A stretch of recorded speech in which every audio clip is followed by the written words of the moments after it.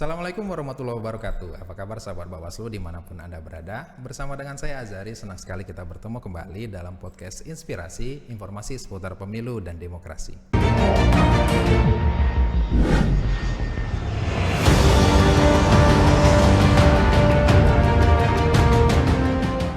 Ya, sahabat Bawaslu, berbicara tentang kepemiluan, seperti kita tahu, pengawasan pemilu di Indonesia dilakukan oleh lembaga bernama Badan Pengawas Pemilihan Umum atau yang kita kenal dengan Bawaslu. Tetapi ketika kita berbicara tentang pengawasan pemilu di Aceh, pengawasan pemilu dilakukan oleh Panwasli. Nah, kenapa bisa berbeda? Apa yang mendasari perbedaan tersebut? Dan bagaimana Panwasli memaksimalkan kapasitas pengawas dalam pengawasan pemilu? Ini akan jadi tema kita dalam podcast Inspirasi hari ini. Nah, bersama saya sudah ada narasumber yang sangat istimewa, yaitu kita kedatangan anggota Panwasli Provinsi Aceh yang juga sekaligus Koordinator Divisi SDM Organisasi dan Diklat, Bapak Yusriyadi. Assalamualaikum Pak Yusriyadi. Waalaikumsalam Mas Azhari ya? Azhari ya Pak. Atau Bung Azhari. Azhari ya. Okay. Ini mungkin kita lebih kenal dengan Pak Yus ya, lebih akrabnya Pak ya. Baik Pak, hari ini di episode Inspirasi ini kita mau membahas tentang bagaimana Panwasli dan Bawaslu begitu. Tapi sebelum nanti kita masuk ke sana, karena kita podcast ini podcast inspirasi, mungkin biar sahabat Bawaslu kenal juga nih lebih dekat dengan Pak Yus, mungkin bisa menginspirasi teman-teman sahabat-sahabat Bawaslu di sana. Mungkin Pak Yus bisa menjelaskan sedikit perjalanan Pak Yus sampai akhirnya menjadi anggota Panwasli Provinsi Aceh, Pak. Oh iya, baik. Terima kasih Bung Azhari di kesempatan ini yang sudah diberikan kesempatan ke saya untuk mengisi acara podcast Inspirasi ya Panwasli Provinsi Aceh. Ya sejatinya bahwa saya tentu di kelembagaan pengawas pemilu khususnya itu sudah bergabung mulai dari tahun 2004.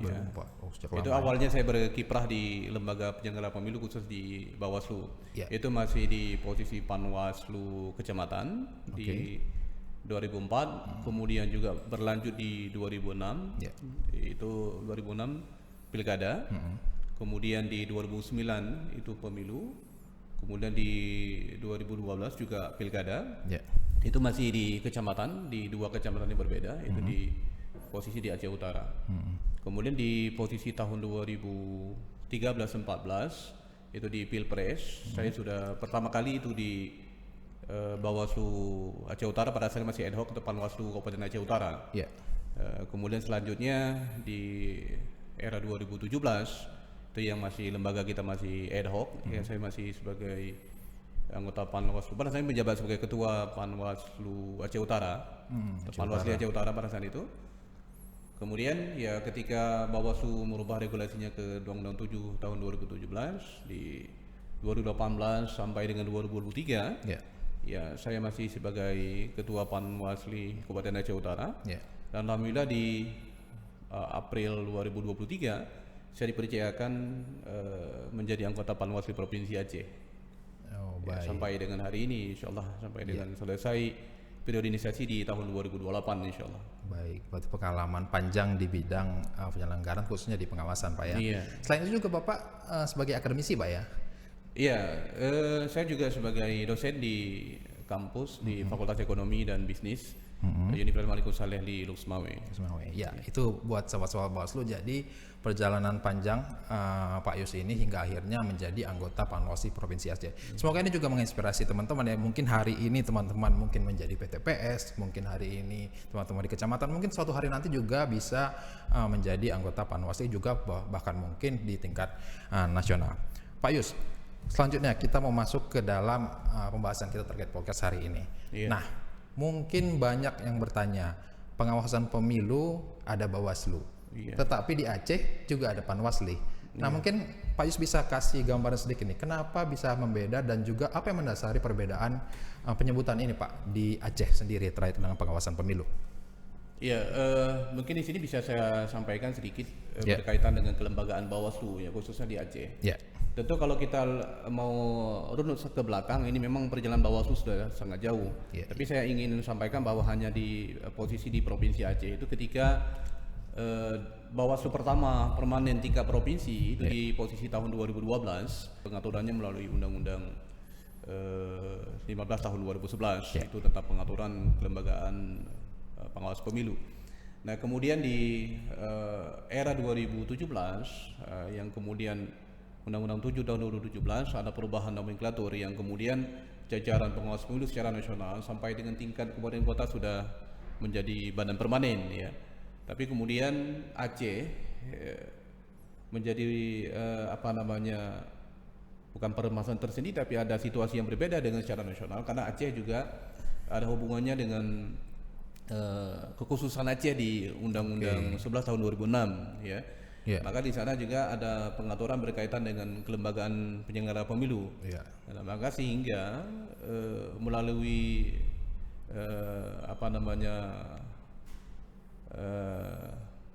JR ke Mahkamah Konstitusi oleh para sandiwara, kalau nggak salah saya itu oleh pemerintah Aceh bersama DPR, itu kemudian ada perubahan nomenklatur khusus untuk Aceh, sehingga di sana dikenal dengan Panwaslih Aceh atau Panwaslih Provinsi Aceh.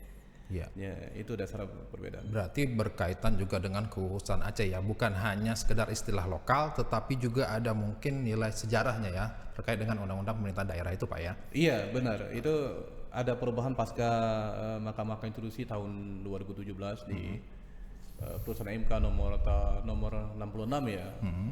Dan 61 itu kemudian ada perubahan ya, perbedaan nomenklatur khusus untuk Aceh. Sehingga sampai hari ini Aceh penamaannya adalah Panwaslih Provinsi Aceh, kemudian Panwaslih Kabupaten Kota. Sementara untuk jajaran ad hoc kecamatan, pengawas desa dan pengawas TPS itu nomenklaturnya sama dengan nasional. Baik. Sama. Tapi hanya perbedaannya pada tingkat permanen saja, di tingkat provinsi dan kabupaten kota itu penyebutannya Panwaslih. Nah, baik. Berhubung Pak tadi menyebut ada yang tingkat permanen. Nah, ini juga yang menjadi hal yang menarik di Aceh. Selain tadi namanya berbeda, kemudian Panwaslihnya juga ada dua. Nah, ini kan menjadi salah satu yang jadi mungkin pertanyaan sahabat-sahabat Bawaslu. Ada Panwaslih Provinsi Aceh, juga ada Panwaslih Aceh. Nah, mungkin Pak Yusuf bisa menjelaskan gambaran perbedaannya, Pak, bagaimana? Iya. Ini tidak terlepas juga bahwa situasi ini ada pengaturan khusus juga di Undang-Undang 11 tahun 2006 berkaitan dengan penyelenggaraan pemilu. Nah, perlu kita terangkan di sini bahwa tidak hanya Panwaslih yang punya pengaturan berbeda, KPU juga punya pengaturan berbeda. Kalau di Aceh dikenal dengan KIP atau KIP, Komisi Independen Pemilihan. Nah, kemudian tapi kalau KIP itu tidak punya dualisme dia, mau pemilu atau pilkada atau pemilihan, dia tetap kelembagaannya sama, atau dia tetap yang melakukan kegiatan-kegiatan tahapan baik untuk pemilu maupun untuk pilkada, itu tetap KIP yang sudah ada. Nah, dengan Bawaslu atau Panwaslih Provinsi dan jajaran ke bawah, ini ada pengaturan berbeda karena di Undang-Undang Aceh itu mengatur bahwa Panwaslih Panwaslih itu yang sifatnya ad hoc, itu adalah kewenangannya hanya mengawasi tahapan pilkada. Tidak mengatur secara konkret bahwa Panwaslih di Undang-Undang 11 2006 itu mengawasi tahapan pemilu. Maka tahapan pemilu itu diawasi oleh Badan Pengawas Pemilu secara nasional karena tidak diatur dalam undang-undang khusus. Jadi di sini yang kemudian terkesan di Aceh ini lahir dua kelembagaan. Benar. Nah, itu dia. Mungkin itu menjawab ya sahabat-sahabat Bawaslu yang mungkin bertanya kenapa bisa ada dua lembaga ya. Tidak dari dasar hukum berbeda, kemudian kewenangannya juga berbeda. Mungkin termasuk juga anggaran mungkin, Pak ya? Saya sebelum masuk ke anggaran, Bung Ajari, tadi kelembagaan kita memang ini pengalaman kita di pemilu 2000 mulai dari 2014, 19 dan 24 kemarin, 2024 kemarin. Di sini kan rezim pemilunya tentu sudah ada dua undang-undang ini di tahun 2014 dengan undang-undang lain, kemudian di 2019-24 ini digunakan Undang-Undang 7 tahun 2017. Nah, dalam hal ini tentu ketika pelaksanaan pemilihan atau pilkada, ya sejatinya kan meskipun dualisme kelembagaan, tapi dalam kewenangan pelaksanaan operasional kelembagaan ini tidak beririsan. Tidak beririsan karena tahapannya masih berbeda tahun. Jadi antara pelaksanaan tahapan pemilu dan tahapan pelaksanaan pilkada ini berbeda waktu. Jadi di sini mungkin ya dalam kewenangan ini tidak saling berbenturan memang. Tapi nanti Kalau kemudian ini pasca apa namanya perubahan melalui Mahkamah Konstitusi lewat putusan MK dengan sistem pemilu yang ada pemilu nasional, kemudian ada pemilu lokal, ini terjadi peluang masalah di sini. Kenapa? Karena ini ketika pemilunya pemilu nasional itu pelaksanaannya lah untuk presiden, kemudian DPR RI, DPD, itu tahapan nasional dilakukan di tahapan dan tahun yang satu kegiatan. Kemudian untuk pemilu lokal itu dilaksanakan untuk tiap daerah di semua provinsi dan kabupaten kota. Itu ada pemilihan DPR di tingkat provinsi, ada DPR di tingkat kabupaten kota, dan ada pemilihan gubernur dan pemilihan bupati atau wali kota di setiap daerah. Nah, di sini muncul problem sebenarnya ketika Panwasli yang versinya Undang-Undang Aceh dan versinya nasional ini akan pasti berbenturan kewenangan nantinya. Ini yang mungkin jadi problem nanti. Baik, sebelum nanti kita masuk ke putusan MK tadi, mungkin jadi gambar juga kepada sama-sama Bawaslu ya, perbedaan tadi terkait dengan Panwasli dan juga Panwasli Provinsi Aceh. Mungkin juga di perekrutannya juga beda Pak ya, kalau dari anggotanya ya, kalau yang nasional dengan yang dari berdasarkan Undang Aceh Pak ya. Ya, karena memang dasar pembentukan juga beda, tentu kewenangan rekrutmen juga berbeda.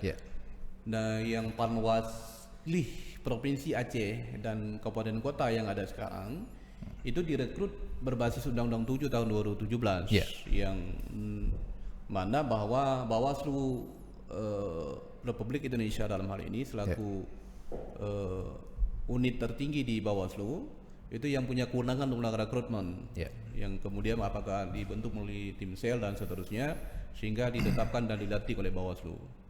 Nah, sementara yang Panwasli ad hoc dalam hal ini untuk kegiatan pelaksanaan pemilihan itu direkrut oleh melalui DPRA atau DPRK di setiap kabupaten kota dan provinsi dengan melalui pansel juga, dan kemudian ditetapkan oleh DPR, diusulkan ke Bawaslu, kemudian dilantik oleh Bawaslu. Ya, itu mungkin yang menjadi salah satu pembeda utama Pak ya. Apa yang kemudian permanen, kemudian yang juga ad hoc di Panwasli pemilihan. Nah, mungkin itu jadi gambaran juga buat sahabat-sahabat Bawaslu. Termasuk juga sampai ke tingkat kabupaten kota Pak ya. Nah, yang permanen juga yang ad hoc ya. Sampai nanti ada perekrutan di kecamatan juga di PTPS Pak ya. Iya benar. Jadi dia di dua level yang melibatkan tim sel ya.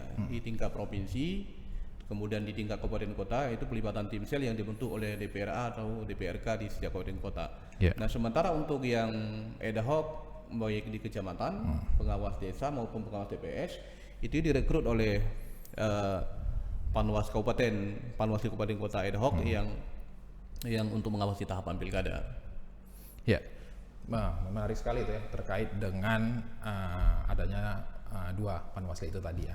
Nah, ini menarik apa yang Pak Ayus tadi sampaikan, adanya putusan 135 2024 terkait dengan pemisahan pemilu lokal dan pemilu daerah. Nah, tentu dengan apa yang kita sampaikan tadi, ada dua lembaga ini, tentu ini menjadi tantangan juga, tantangan dan juga ya kompleksitas yang harus juga nanti menjadi harus kita solusikan gitu. Nah, kira-kira bagaimana Pak gambaran nanti ke depan, apakah ada harmonisasi atau bagaimana Pak? Memang sementara kita belum tahu ini, karena semuanya kembali kepada pembuat undang-undang nantinya. Benar. Karena putusan MK itu perlu dituangkan dalam sebuah keputusan bersama melalui undang-undang yang dibuat oleh pemerintah dan DPR. Kita belum tahu ini seperti apa, tapi kita pada prinsipnya adalah hanya sebagai pelaksana undang-undang. Jadi kita tidak bisa berasumsi lebih banyak. Ya, hanya berharap bahwa terhadap kondisi yang ada di Aceh ini menjadi titik poin bagaimana dalam mengatur kelembagaan pengawas pemilu khusus di Aceh itu bisa memberikan sebuah kepastian, kemudian memberikan sebuah harapan bahwa dalam kondisi seperti ini hadirnya pengawas pemilu di Aceh itu akan memberikan dampak positif bagi peningkatan kualitas demokrasi di Aceh. Itu yang paling penting. Ya, benar sekali. Nah, maka terkait perubahan itu kita masih menunggu. Yang pasti kita di Bawaslu Aceh bersiap dengan SDM pengawas kita. Itu Pak ya. Nah, berbicara tentang SDM pengawas, mungkin sudah 2 dekade lebih ya Pak ya, yang permanen ini ya. Kira-kira setelah 2 dekade ini Pak, kira apa yang sudah kita maksimalkan terkait dengan peningkatan kapasitas SDM pengawas kita Pak? Ya, khusus di Panwasli Provinsi Aceh, Panwas Provinsi Aceh, yang notabene lembaganya sudah permanen di provinsi dan kabupaten kota. Tentu sudah banyak hal yang sudah dilakukan oleh Panwas Provinsi Aceh bersama dengan Bawaslu dalam hal ini selaku unit tertinggi di Bawaslu. Nah, sudah banyak hal yang dilakukan, salah satunya adalah dalam persiapan tahapan khususnya, karena hadir pengawas pemilu itu penting pada memastikan setiap tahapan terawasi dengan baik, kayak itu dia. Nah, ketika dalam tahapan pemilu, tentu Panwasli, provinsi dan kabupaten kota, bahkan sampai dengan jajaran ad hoc ke bawah yang dari kecamatan sampai dengan TP-TPS, itu tentu dilakukan peningkatan kualitas melalui apakah dengan BIMTEK atau apakah dengan pelatihan kompetensi. Jadi inilah nilai utama yang perlu dimiliki oleh jajaran pengawas pemilu kita. Kenapa kita katakan bahwa ada nilai utama dari kompetensi yang harus dimiliki? Misalkan berkaitan dengan seseorang pengawas pemilu itu harus mampu menjadi seorang mediator. Maka dalam hal ini Bawaslu sudah melakukan peningkatan kualitas sumber daya manusia melalui pelatihan mediator. Itu sudah dilakukan baik untuk tingkat provinsi maupun kabupaten kota. Jadi sehingga ketika ada sengketa di setiap tingkatan, jajaran pengawas kita itu sudah dapat melakukan kegiatan mediasi antar pihak. Apakah yang terjadi antara KPU atau KIP dengan penyelenggara pemilu, KIP selaku penyelenggara dengan peserta pemilu atau antar peserta pemilu. Jadi ini sudah dilakukan. Kemudian juga Bawaslu sudah melakukan peningkatan kapasitas untuk kita di jajaran pengawas pemilu itu berkaitan dengan sebagai adjudikator. Karena di samping menjadi mediator, pengawas pemilu juga kadang-kadang perlu menjadi majelis.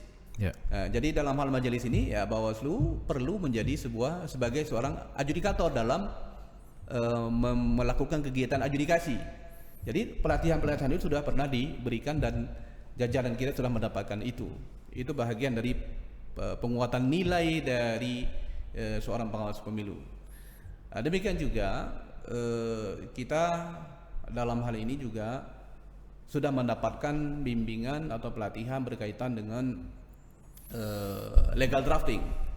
Legal drafting bagi jajaran pengawas pemilu dan juga bahkan bagi jajaran sekretariat sebagai tim support sistem dari badan pengawas pemilu di tingkat provinsi dan kabupaten kota. Ini juga sudah dilakukan.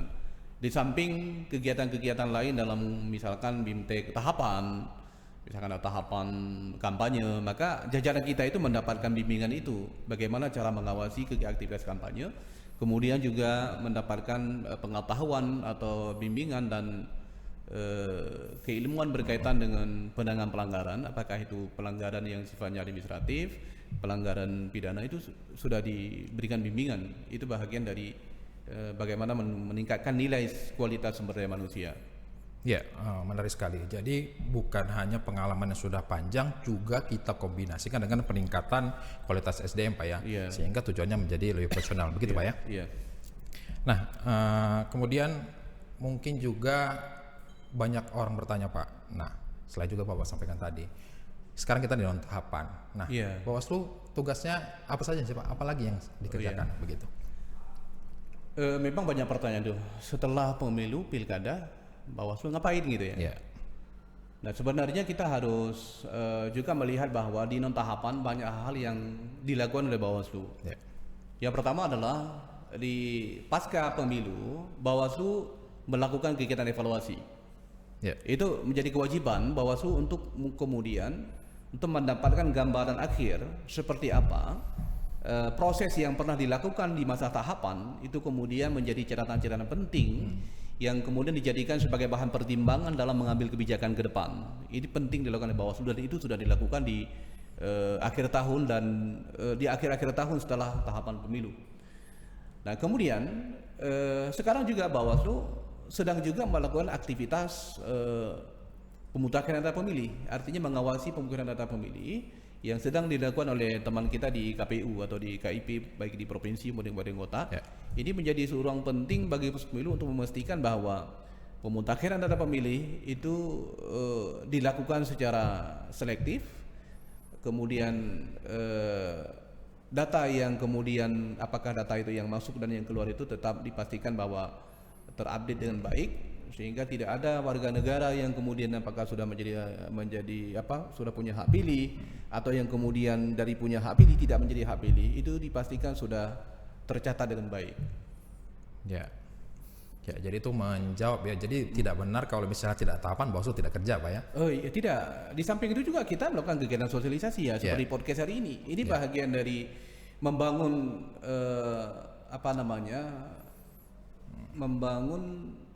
partisipasi publik. Karena Bawaslu tidak mungkin bisa melakukan sendiri-sendiri ya. Dari Bawaslu perlu juga mengajak publik, mengajak masyarakat, mengajak kita semua agar ya bagaimana sih meskipun tahapan tidak ada, tapi kita perlu melakukan pencerahan-pencerahan kepada masyarakat, masyarakat yang selama ini kadang-kadang butuh informasi berkaitan dengan peningkatan kualitas demokrasi di Aceh atau bahkan di seluruh Indonesia. Tentu banyak ragam program yang dilakukan oleh teman-teman Bawaslu. Ya, yang pasti Bawaslu terus melakukan penguatan dari sisi kelembagaannya, juga tetap menjalankan tugas-tugas pengawasannya walaupun di masa non tahapan ini, Pak ya. Baik, mungkin terakhir lah Pak, sebelum kita akhiri podcast ini, yang pasti ke depan akan banyak mungkin ada perubahan lah, mungkin harapan Bapak Pak terkait dengan penyelenggaraan pemilu ke depan. Baik dari secara penyelenggara secara khusus maupun juga kita sebagai Bawaslu, Pak. Ya, kalau saya lihat ini memang tentu ada dua dimensi ya. Dimensi pertama lah dimensi penyelenggaranya, yaitu kelembagaannya. Apalagi khusus di Aceh ini, yang hari ini notabene bahwa kita masih berada dalam dualisme kelembagaan. Tidak salah, dua-dua punya kekuatan hukum yang sama sebenarnya. Dua-dua punya alasan secara hukum. Hadirnya Panwasli mengawasi pilkada juga punya alasan hukum. Mengawasi pemilu oleh Panwasli yang dibentuk oleh Bawaslu juga punya alasan hukum. Jadi ini menjadi sebuah PR, sebenarnya PR bersama. Bagaimana kita agar kelembagaan ini bisa satu, kemudian menjalankan fungsi-fungsi pengawasan yang dampaknya itu memberikan kualitas peningkatan demokrasi di Aceh. Itu orientasi akhirnya sebenarnya, bukan pada seberapa banyak kelembagaan ada di Aceh, tapi kita harus pastikan seberapa banyak peran Bawaslu atau peran Bawaslu yang dibentuk oleh negara ini agar bisa memberikan sumbangsi dalam peningkatan kualitas demokrasi. Tentu ukurnya adalah bagaimana Bawaslu bisa memastikan mengawasi seluruh tahapan yang ada. Apakah yang Bawaslunya apakah yang pemilu nasional atau pemilu lokal. Di sini peran Bawaslunya memastikan bahwa semua tahapan terawasi dengan baik, sehingga peserta pemilu, masyarakat atau semua kita yang ada di stakeholder pengawas pemilu, stakeholder pemilu bisa mendapatkan hasil yang lebih baik dari proses pemilu. Kemudian yang kedua, dimensi kedua adalah itu dari sisi pelaksanaannya atau tahapannya. Nah, hari ini memang kalau kita lihat tahapannya cukup panjang memang ya, mulai dari mungkin hari ini sudah mulai pemutakhiran data pemilih atau DPB namanya. Nah, kita mengenal bahwa ada sederet tahapan yang cukup panjang memang, tapi kita melihat ada beberapa tahapan yang semestinya misalkan seperti data pemilih ini. Ya, kalau bisa kita berpendapat bahwa pemutakhiran pemilih sebenarnya harus dikeluarkan ini dari tahapan pemilu. Kenapa demikian? Karena pemutakhiran data pemilih ini dapat dilakukan oleh instansi lain, misalkan dalam inilah Debagri melalui di Sukcapil. Mereka punya perangkat, punya teknologi, jadi sehingga Bawaslu KPU ini sebagai user pengguna data dari Kemendagri yang kemudian siap dijadikan sebagai data yang sudah valid ya. Sementara kan di KPU hari ini kan hanya sifatnya validasi tapi tidak terkoneksi dengan di Sukcapil. Ini menjadi kendala sebenarnya. Jadi harapannya bahwa ada peningkatan dari kualitas tahapan dan juga peningkatan kualitas dari kelembagaan. Mungkin itu harapannya. Ya, yang pasti apapun itu nanti goalsnya tetap adanya penyelenggaraan pemilihan pemilu yang berkualitas, Pak ya. Berkualitas. Ya. Mungkin sebelum kita hari mungkin ada closing statement Pak Yus terkait dengan kelembagaan mungkin penyelenggaraan pemilu ke depan.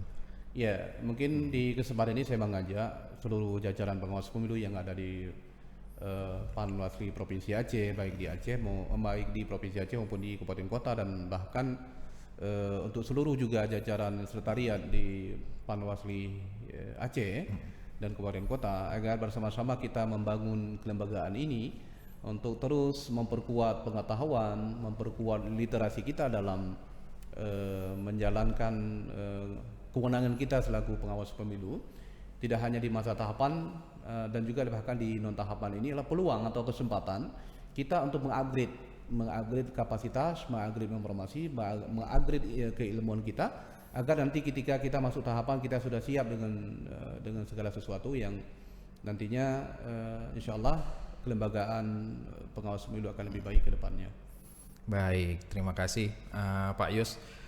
Itu tadi perbincangan kita dengan Pak Yusriadi, anggota Panwasli Provinsi Aceh, terkait dengan kelembagaan Panwasli di Provinsi Aceh maupun kelembagaan pengawas pemilu, dan juga harapan kita tentu saja untuk peningkatan kapasitas pengawas pemilu ke depan Pak ya.